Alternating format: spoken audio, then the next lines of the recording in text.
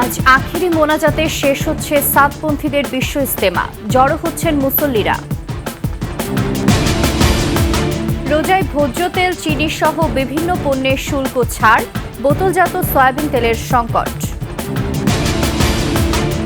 এবং দ্বিতীয় দফায় ১১৯ ভারতীয় অবৈধ অভিবাসীকে ফেরত পাঠাল যুক্তরাষ্ট্র।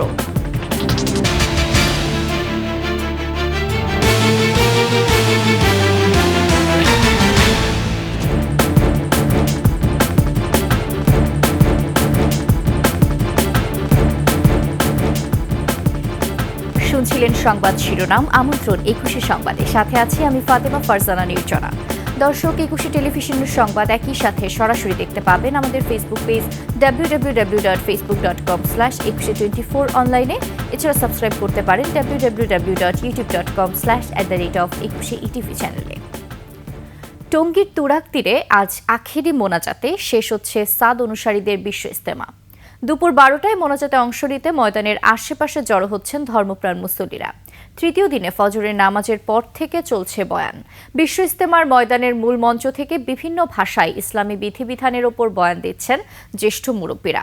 আখেরি মোনাজাতের আগে হেদায়েতের কথা বলবেন মাওলানা ইউসুফ বিন সাদ। আখেরি মোনাজাতে মুসল্লিদের যাতায়াতের সুবিধায় ৮টি বিশেষ ট্রেন ও বাড়তি বাসের ব্যবস্থা রাখা হয়েছে। সাধারণ মুসল্লিদের বোঝার জন্য বয়ান বাংলায় তর্জমা করছেন মাওলানা মুনির বিন ইউসুফ।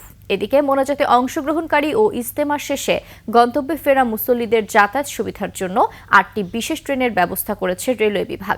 আখেরি মোনাজাত উপলক্ষে নিরাপত্তা ও গোয়েন্দা নজরদারি বাড়ানো হয়েছে বলেও জানিয়েছে পুলিশ। যাতে সমস্ত উম্মত আবার এক হয়ে যায় এবং সমস্ত উম্মতের হেদায়েতের জন্য দোয়া হয়। গোটা বিশ্বের মানুষজন শান্তিতে থাকতে পারে, বসবাস করতে পারে। আল্লাহ তাআলা যেন মানুষকে হেফাজত করে, মানুষকে যেন ভালো রাখে, মানুষ যেন শান্তিতে চলতে পারে। প্রথম মুসলমান যেন ইসলামে দাখিল হয়ে ইসলাম মানতে পারে। দ্বিতীয়, কাফের মুশরিকদের হেদায়েতের জন্য আমরা দোয়া করব। দর্শক, ইজতেমার আরো খবর জানাতে আমাদের সাথে সরাসরি যুক্ত হচ্ছেন সাভার প্রতিনিধি শাহেদ জুয়েল। শাহেদ, সাতপন্থীদের ইজতেমার আখেরি মোনাজাতে মুসল্লিদের সমাগম কেমন দেখছেন এবং সেখানকার আইন শৃঙ্খলা পরিস্থিতি সম্পর্কে আমাদের জানাবেন। ধন্যবাদ নির্জনা। আমি আছি এখন টঙ্গীর তুরাগপাড়ে বিদেশি মেহমানদের এই খিত্তার সামনে। এখানে কিন্তু দিন বাড়ছে আর সময় বাড়ছে, আর কিন্তু মুসল্লিদের ভিড়ও বাড়ছে। দেশ বিদেশের নানা প্রান্ত থেকে মুসল্লিরা এখানে আসছেন আখেরি মোনাজাত ধরতে। আমরা এখানে জানিয়েছি, সংশ্লিষ্ট প্রশাসন আমাদেরকে জানিয়েছে যে দুপুর 12টার পর থেকে মূলত আখেরি মোনাজাত হওয়ার কথা। মোনাজাত করবেন মাওলানা সাদের পুত্র মাওলানা ইউসুফ। তিনি আমাদেরকে জানিয়েছেন যে এখানকার পরিবেশ, ইমান ও আমলের হেদায়েতের জন্য মানুষের কথা বলবেন, দিন ও আমল কিভাবে জিন্দা রাখতে হয় সেই ব্যাপারে কথা বলবেন। আমরা এখানে দেখেছি বিভিন্ন বিদেশি মেহমানরা কিন্তু ইতিমধ্যেই তারা বয়ান শুনছেন। 9:30টার সময় বিভিন্ন ইমান ও আমলের হেদায়েত দেওয়ার জন্য বয়ান চলছে। আমরা এখানে আপনাদেরকে একটা কথা বলবো যে বিদেশি মেহমান একজন এসেছেন আমাদের এখানে, যে সুদূর ভারত থেকে। ভারতের কোথা থেকে আসছেন আপনি? ত্রিপুরা থেকে। একটু বলেন তো এখানে কি হচ্ছে?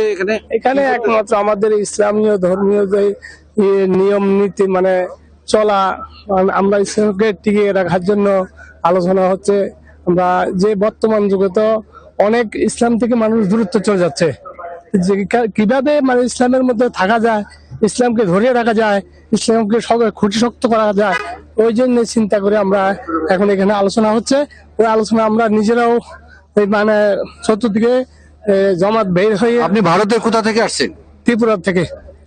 শুনছিলেন নির্জনা, তিনি এসেছেন ভারতে। তার মধ্যে কিন্তু বিদেশের অনেক দেশ থেকে মুসল্লিরা কিন্তু এখানে এসেছেন ইমান ও আমলের দিককে মজবুত করার জন্য, ইমান ও আমলকে জিন্দা রাখার জন্য। তারা কিন্তু এই তৃতীয় পর্বের ইজতেমা শেষ হয়ে সারা দেশে ছড়িয়ে পড়বেন 1 চিল্লা, 2 চিল্লা ও 3 চিল্লার জন্য। এখান থেকেই তারা বিশ্ব মুসলিমের কাছে বার্তা দিবেন কিভাবে ঈমান ও আমলকে মজবুত করা যায়, কিভাবে আল্লাহর পথে নিজেকে সঁপে দেওয়া যায়, কিভাবে আল্লাহর হুকুম এবং নিষেধকে মানা যায়, সেই কাজ কিন্তু করছেন। আমরা কিন্তু ইজতেমা প্রাঙ্গণে দেখেছি যে মুসল্লিদের ভিড় কিন্তু বেড়েই চলেছে। সেজন্য আমরা আইন শৃঙ্খলা বাহিনীর সাথে কথা বলেছি, তারা বলেছে যে তারা নিরাপত্তা নিয়োজিত সাদা পোশাকেও এখানে লোকজন আছে, পুলিশি ব্যবস্থা তারা করছেন, ট্রাফিকই ব্যবস্থাও আছে।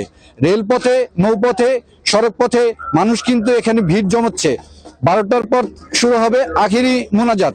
এই ছিল আমার কাছে সর্বশেষ টঙ্গীর ইজতেমা পাঠ থেকে। নির্জনা। শাহেদ, অসংখ্য ধন্যবাদ আপনাকে। দর্শক, এতক্ষণ আমাদের সাথে যুক্ত ছিলেন শাহেদ জুয়েল সাভারের ইজতেমা ময়দান থেকে। চলে যাচ্ছে এখন অন্যান্য খবরে। রোজায় বাজার সহনশীল রাখতে ভোজ্য তেল, চিনি, পেঁয়াজ, আলু, খেজুর সহ বিভিন্ন পণ্যের শুল্ক ছাড় দিয়েছে সরকার। এরপরও অধিকাংশ পণ্যের সরবরাহ বাড়ছে, তবে বাজারে বোতলজাত সয়াবিন তেলের সংকট রয়েই গেছে। চট্টগ্রাম থেকে রিপোর্ট করছেন হাসান ফেরদৌস, ক্যামেরায় ছিলেন বিপ্লব মজুমদার। স্বস্তি নেই নিত্যপণ্যের বাজারে, তবে চট্টগ্রামের খাতুনগঞ্জের ব্যবসায়ীরা বলছেন রমজানে জিনিসপত্রের দাম খুব একটা বাড়ার কারণ নেই। তারা বলছেন রমজানে চিনির চাহিদা 3 লাখ টন, এর মধ্যে অপরিশোধিত চিনি আমদানি হয়েছে 2,53,000 টন। পাইপলাইনে আছে আরও বিপুল পরিমাণ চিনি। ছোলা আমদানি হয়েছে প্রায় 1 লাখ টন। মসুরের ডাল এসেছে 90,000 টন। বেড়েছে পেঁয়াজের সরবরাহ। আগের তুলনায় সরবরাহ বেশি, তবে রমজানে আতঙ্কের কিছু হয়নি, দাম বাড়বে না আশা করি। প্রচুর মাল ইনপুট হয়েছে, সবগুলো চোলা টোলা আপনার সবগুলো প্রচুর চাহিদার চেয়ে ইনপুট আরো বেশি হয়েছে। চট্টগ্রাম কাস্টমস কর্তৃপক্ষের তথ্য বলছে জানুয়ারিতে সয়াবিন ও পাম তেল আমদানি হয়েছে প্রায় 4 লাখ টন। সয়াবিন তেল তৈরির কাঁচামাল সয়াবীজ এসেছে 3 লাখ টন। বাজারে অন্যান্য নিত্যপণ্য পর্যাপ্ত সরবরাহ থাকলেও বোতলজাত সয়াবিনের সংকট রয়ে গেছে।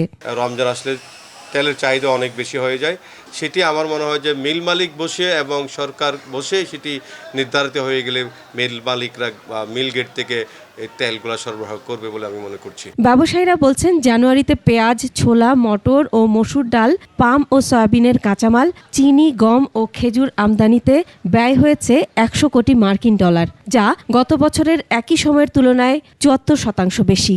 এর ফলে রমজানে নিত্যপণ্যের বাজার স্থিতিশীল থাকবে বলে আশা তাদের। তবে এর জন্য সরকারি পর্যায়ে নজরদারি বাড়ানোর কথাও বলছেন তারা। ভোক্তাদের হাতে পৌঁছা পর্যন্ত সেখানে স্ট্রং মনিটরিং দরকার। পাইকারি বাজারে কোনো মালের সংকটও নাই, দামও বাড়া নাই। সারা দেশে ভোগ্যপণ্যের একচ্ছত্র নিয়ন্ত্রণ ছিল বিভিন্ন বড় বড় শিল্প গ্রুপের। শেখ হাসিনা সরকারের পতনের পর বাজারে এসব শিল্প গ্রুপের একক আধিপত্যের অবসান ঘটে। এখন ছোট ছোট ব্যবসায়ীরা নিত্যপণ্যের আমদানি করছে, এতে বাজারে সরবরাহ বাড়ছে বলেও জানান তারা। Masum আলিসা, desk report, 21 television. আজ থেকে শুরু হচ্ছে ডিসি সম্মেলন। প্রধান উপদেষ্টার সঙ্গে ডিসিদের প্রথম সেশনের মাধ্যমে সম্মেলন উদ্বোধন হবে। এছাড়া একটি বিশেষ সেশন থাকবে প্রধান বিচারপতির সঙ্গে। আর নিয়মিত সেশনগুলোতে আইন শৃঙ্খলা, ভূমি ব্যবস্থাপনা ছাড়াও নানা বিষয় প্রাধান্য পাবে বলে জানিয়েছেন মন্ত্রী পরিষদ সচিব। বাকিটা দেখুন মফিউর রহমানের রিপোর্টে। জেলা প্রশাসক সম্মেলন 2025 উপলক্ষে সংবাদ সম্মেলনের আয়োজন করে মন্ত্রিপরিষদ বিভাগ। এই সময় মন্ত্রিপরিষদ সচিব বলেন, ডিসি সম্মেলনে 30টি কর্ম অধিবেশন ও 4টি অতিরিক্ত সহ মোট 34টি অধিবেশন থাকবে। প্রধান উপদেষ্টার কার্যালয়ের শাপলা হলে আর বাংলাদেশ অ্যাডমিনিস্ট্রেটিভ সার্ভিস অ্যাসোসিয়েশনের যে সভাটি হবে সেটি হবে বাংলাদেশ চীন মৈত্রী সম্মেলন কেন্দ্র, আন্তর্জাতিক সম্মেলন কেন্দ্র, সেখানে হবে। মাননীয় প্রধান বিচারপতির সাথে যে নির্দেশনা গ্রহণের একটা কল অন প্রোগ্রাম আছে সেটি হবে বাংলাদেশ সুপ্রিম কোর্টে। সম্মেলনে প্রাধান্য পাবে আইন শৃঙ্খলা পরিস্থিতি, ভূমি ব্যবস্থাপনা ও দুর্যোগ ব্যবস্থাপনা সহ নানা বিষয়। এছাড়া নির্বাচন কমিশনের সাথে একটি বিশেষ সেশন রয়েছে বলেও জানান তিনি। আইন শৃঙ্খলা পরিস্থিতির উন্নয়ন, স্থানীয় সরকার প্রতিষ্ঠানসমূহের কার্যক্রম জোরদারকরণের কী ব্যবস্থা হতে পারে, দুর্যোগ ব্যবস্থাপনা, ত্রাণ ও পুনর্বাসন কার্যক্রম, স্থানীয় পর্যায়ে কর্মসৃজন ও দারিদ্র্য বিমোচন কর্মসূচি। সচিব বলেন, আইন শৃঙ্খলা পরিস্থিতি উন্নয়নে জেলা প্রশাসকের নেতৃত্বে একটি র্যাপিড রেসপন্স টিম গঠনের কথা চিন্তা করছে সরকার। একটা র্যাপিড রেসপন্স টিম জেলা প্রশাসকের হাতে থাকা উচিত, যাতে দৌড় দিয়ে বেরিয়ে যায়। জেলা প্রশাসক আপনারা লক্ষ্য করেছেন ইদানিং বিশেষ করে কোনো ইউনো সাহেবকেও দেখেছেন, ভদ্র মহিলা দৌড় দিয়ে মবের মধ্যে দুই দলের মারামারি হচ্ছে গিয়ে থামিয়েছে। পুলিশের মারণাস্ত্র ও ছোড়াগুলি ব্যবহার নিষেধের বিষয়টিও আলোচনায় আসবে বলে জানান ক্যাবিনেট সচিব। মারণাস্ত্র ও ছররাগুলি ব্যবহার নিষিদ্ধকরণের প্রস্তাব আছে। মফিউর রহমান, একুশে টেলিভিশন, ঢাকা। দ্বিতীয় দফায় 119 ভারতীয় অবৈধ অভিবাসীকে ফেরত পাঠিয়েছে যুক্তরাষ্ট্র।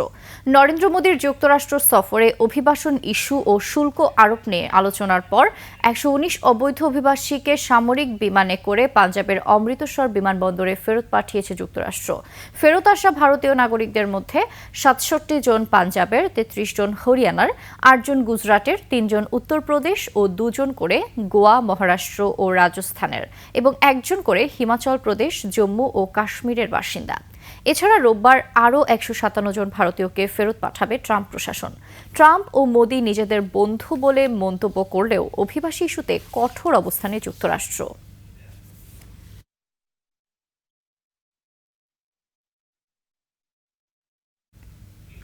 নিচ্ছি সংবাদ বিরতি। যখন ফিরছি তখন অন্যান্য সংবাদের সাথে আরও থাকবে। বাজারে আলুর দাম কমে যাওয়ায় দুশ্চিন্তায় প্রান্তিক কৃষকরা, উঠছে না উৎপাদন খরচও। আবারও আমন্ত্রণ 21 সংবাদে। বাংলাদেশ থেকে মালয়েশিয়া, সৌদি আরব সহ বিশ্বের বিভিন্ন গন্তব্যে বিমান ভাড়া বাড়ানোয় ক্ষুব্ধ যাত্রীরা। বাংলাদেশ বিমানের পাশাপাশি বেসরকারি বিমানেও ভাড়া বাড়ানোর জন্য অতিরিক্ত কর, জ্বালানির দাম, ডলারের মূল্য ও সিন্ডিকেটকে দায়ী করছেন যাত্রী ও এজেন্সি মালিকরা। তবে বেসামরিক বিমান চলাচল কর্তৃপক্ষ বলছে, বিমানের ভাড়া নিয়ন্ত্রণে এরই মধ্যে উদ্যোগ নেওয়া হয়েছে। মানিক শিকদারের রিপোর্ট।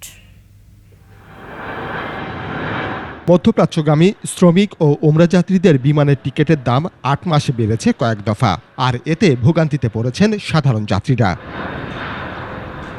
দাম বাড়ানোর নেপথ্যে প্রধান কারণ নামবিহীন গ্রুপ টিকিট বুকিং। প্রবাসগামী শ্রমিকদের কোনো প্রকার বৈধ কাগজ ছাড়াই ইমেলের মাধ্যমে বিভিন্ন রুটের গ্রুপ 2-3 মাস আগেই সিট ব্লক করে রাখে, যার কারণে সৃষ্টি হয় কৃত্রিম সংকট। আর এই সংকটকে পুঁজি করেই 50% কখনো দ্বিগুণ দামে টিকিট ছাড়া হয়, এমন অভিযোগ যাত্রী ও এজেন্সি মালিকদের। লক্ষ লক্ষ যাত্রী হয়রানিতে হয়েছে, মানুষ ওমরা করতে যাইতে পারতেছে না। এই টিকিট রমজানে 1,18,000 টাকা পর্যন্ত পৌঁছেছে, অন্য সময় আপনি সর্বোচ্চ 80, 84, 90 হতে পারে। আওয়ামী লীগ আমলের সিন্ডিকেট এখনো তৎপর আছে বলে অভিযোগ তাদের। 8 মাস ধরে অদৃশ্য শক্তি এই কম্পিউটার সিস্টেম থেকে, এই সিস্টেমটা টিকিটের এই বুকিং সিস্টেমটা আউট করে নিয়েছে। সিন্ডিকেটের পাশাপাশি মাত্রাতিরিক্ত ট্যাক্স, পদ্মা অয়েলের জেট ফুয়েলের মনোপলি ব্যবসা, সিভিল এভিয়েশনের আকাশচুম্বী ল্যান্ডিং ও পার্কিং চার্জ, বিমান চলাচলে ব্যয় বাড়ছে বলে অভিযোগ বেসরকারি খাতে বিমান সেবার সাথে সংশ্লিষ্টরা। শুধুমাত্র ডলার এক্সচেঞ্জ রেটের কারণে অলমোস্ট 25% ফেয়ার ইনক্রিজ করেছে। মোর দেন 50% হচ্ছে জেট ফুয়েল প্রাইস। অ্যারোনটিক্যাল যেসব চার্জ আছে, বিশেষ করে landing, parking, security, route navigation, প্রত্যেকটা চার্জ আপনার পার্শ্ববর্তী দেশ ইন্ডিয়া থেকে বেশি, কিংবা মধ্যপ্রাচ্যের আপনি বলেন যে দুবাই, শারজা, আবুধাবি কিংবা জেদ্দা থেকে আমাদেরকে বেশি পে করতে হচ্ছে, অ্যাজ ওয়েল এজ আমরা কুয়ালালামপুর, ব্যাংকক থেকে আমরা বেশি পে করি। এদিকে বাংলাদেশ সিভিল এভিয়েশন কর্তৃপক্ষের চেয়ারম্যান জানান, তুলনামূলক কম ব্যয়ে উন্নত সেবা দেওয়ার চেষ্টা করছে বেবিচক। Airport development charge, security charge, এরকম 2-3টা চার্জ আছে এবং এম্বার্কেশন ফি যেগুলো হয় সেগুলো মোটামুটি যে পর্যায়ে আছে আমরা সেই পর্যায়ে খুব একটা বাড়াইনি, সেখানেই রয়ে গেছে।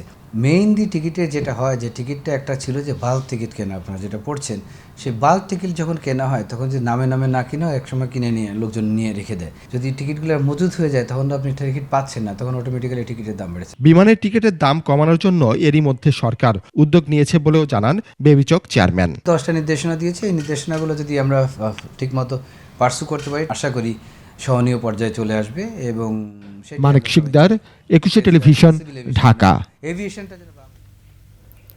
বাজারে আলুর দাম কমে যাওয়ায় দুশ্চিন্তায় মুন্সিগঞ্জের প্রান্তিক কৃষকরা। বলছেন, এমন দাম থাকলে মূলধন ওঠানোই হবে কষ্টের। তবে আলুর ন্যায্য মূল্য নিশ্চিতে আসার কথা শোনালো জেলার কৃষি বিভাগ।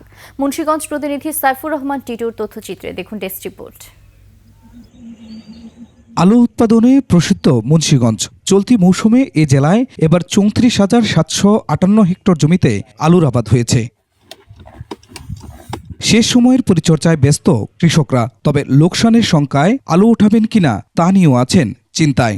বর্তমান যে বাজার, খুচরা বাজার দরে আমরা আশা করতেছি আমাদের এবার প্রচুর টাকা লস হবে। একাডেমিতে 1.5 লাখ 2 লাখ টাকা ভাই খেতি করতে লাগে। অবস্থা খুব খারাপ, রাই তৈলে মায় না, ফলন বেশি ভালো নাই, গাছে এই যে এখনো ওষুধ দিতেছি বদ্রি দিয়া। গতবারের তুলনায় আলু বীজের দাম ছিল দ্বিগুণ, বেড়েছে সার, কীটনাশক সহ অন্যান্য উপকরণের দামও। উৎপাদনে মন প্রতি খরচ 800 থেকে 850 টাকা, অথচ এখন মন প্রতি আলু বিক্রি হচ্ছে 600 থেকে 650 টাকায়। যে খরচ গেছে এই খরচ আমাকে এই দামে পোষাইব না। 1000 টাকা মনের উপরে পড়ে গেছে, এখন বর্তমানে বাজার আছে 600 টাকা। গেলবার এক বস্তা সার দিছি 1100 টাকা, এবার লাগাইছি সেই সার লাগছে 1800 টাকা। তবে ন্যায্য মূল্য নিশ্চিতে সরকারিভাবে আলু সংরক্ষণের প্রস্তাব জেলা কৃষি বিভাগ থেকে পাঠানো হয়েছে মন্ত্রণালয়ে। যেহেতু অনেক বেশি জমিতে আলু আসলে বপন করা হয়েছে, সেক্ষেত্রে আলুর দামের একটা বিষয় চলে আসে। তো আমরা একটা প্রস্তাবনা ইতিমধ্যে মন্ত্রণালয়ে প্রেরণ করেছি। আমরা বলছি যে সরকারিভাবে আসলে কিছু আলু কিনে যদি সংরক্ষণ করে রাখা যেত, তাহলে বাজারের উপরে আসলে একটা ভালো প্রভাব পড়তো, কৃষকরাও ন্যায্য মূল্য পেত। মুন্সিগঞ্জে চলতি মৌসুমে আলু উৎপাদনের লক্ষ্যমাত্রা ধরা হয়েছে 10.5 lakh metric ton. Khurshid Alam, desk report, 21 television. রাজধানীর কারওয়ান বাজারে 21 টেলিভিশনের কার্যালয় জাহাঙ্গীর টাওয়ারের নিচতলায় আগুনের ঘটনা ঘটেছে। ফায়ার সার্ভিসের 2টি ইউনিটের চেষ্টায় আগুন নিয়ন্ত্রণে আসে, ধোঁয়া ছড়িয়ে পড়ে উপরের তলাগুলোতে। আগুনের কারণ খতিয়ে দেখা হচ্ছে। সহকর্মী আলী আহমদের সহায়তায় আরও জানাচ্ছেন সমর ইসলাম। রাত 8টার দিকে 21 টেলিভিশন ভবনের নিচতলায় কফি শপে আগুনের সূত্রপাত। কিছুক্ষণের মধ্যেই ধোঁয়ায় আচ্ছন্ন হয়ে পড়ে পুরো ভবন। 21-এর সংবাদকর্মী ও অন্যান্য বিভাগের কর্মীরা ছোটাছুটি করতে থাকেন। শুরুতে কেউ কেউ নিচে নামতে পারলেও ধোঁয়া বাড়তে থাকলে কর্মীরা উঠে যান ছাদে। আগুনটা লাগার পর আমরা কিছু দেখতেছিলাম না, একদম ধোঁয়াতে পুরোপুরি ভরে গেছে। ওই সময় আমরা উপস্থিত ছিলাম, তখন আমাদের ড্রাইভার যারা ছিলেন, ড্রাইভাররা আপনার আগুন নিবানোর নিয়ন্ত্রণ করে, কিন্তু ওই সময় নিয়ন্ত্রণ করা যাচ্ছিল না। খবর পেয়ে ছুটে আসে ফায়ার সার্ভিসের 2টি ইউনিট। প্রায় আধা ঘন্টার চেষ্টায় নিয়ন্ত্রণে আসে আগুন। ভিতরে ব্রিগেড গুড ভাঙছি, ভাঙা ভিতরে ঢুকছি, ভিতরে ঢুকা যে গ্যাস ছিল, গ্যাস সিলিন্ডার ভিতরে ঢুকে আগুন নিভাইতে পারি না। আগুন লাগার কারণ সম্পর্কে ফায়ার সার্ভিস ও কফি শপের কর্মীদের রয়েছে ভিন্ন মত। আগুন লাগছে ওই ভিতরে এই যে আছে না কফি মেশিন থেকে। আগুনের যে সূত্রপাত হয়েছে সেটা হলো বৈদ্যুতিক গোলযোগ, যেটা হচ্ছে সেখানে তাদের ক্যাশ কাউন্টারের যে পিসি ছিল, ওই পিসি থেকে মূলত আগুনটা লাগে। আগুনে হতাহতের ঘটনা ঘটেনি। সমর ইসলাম, 21 টেলিভিশন। এরই সাথে শেষ করছি 21 সংবাদ। যাওয়ার আগে সংবাদ শিরোনামগুলো জানিয়ে দিচ্ছি আরও একবার। আজ আখিরি মোনাজাতে শেষ হচ্ছে সাতপন্থীদের বিশ্ব ইজতেমা, জড়ো হচ্ছেন মুসল্লিরা। রোজায় ভোজ্য তেল, চিনি সহ বিভিন্ন পণ্যের শুল্ক ছাড়, তবে বোতলজাত সয়াবিন তেলের সংকট। এবং দ্বিতীয় দফায় 119 ভারতীয় অবৈধ অভিবাসীকে ফেরত পাঠালো যুক্তরাষ্ট্র।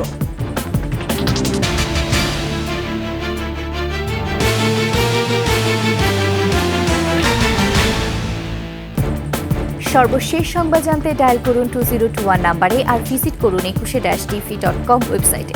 ফেসবুকেও ভিজিট করতে পারেন www.facebook.com/2124 অনলাইনে। এছাড়া সাবস্ক্রাইব করতে পারেন www.youtube.com/@21etv চ্যানেলে। এতক্ষণ সঙ্গে থাকার জন্য ধন্যবাদ। পরবর্তী সংবাদ বেলা 11টায় দেখার আমন্ত্রণ রইল। 21-এর সাথেই থাকুন।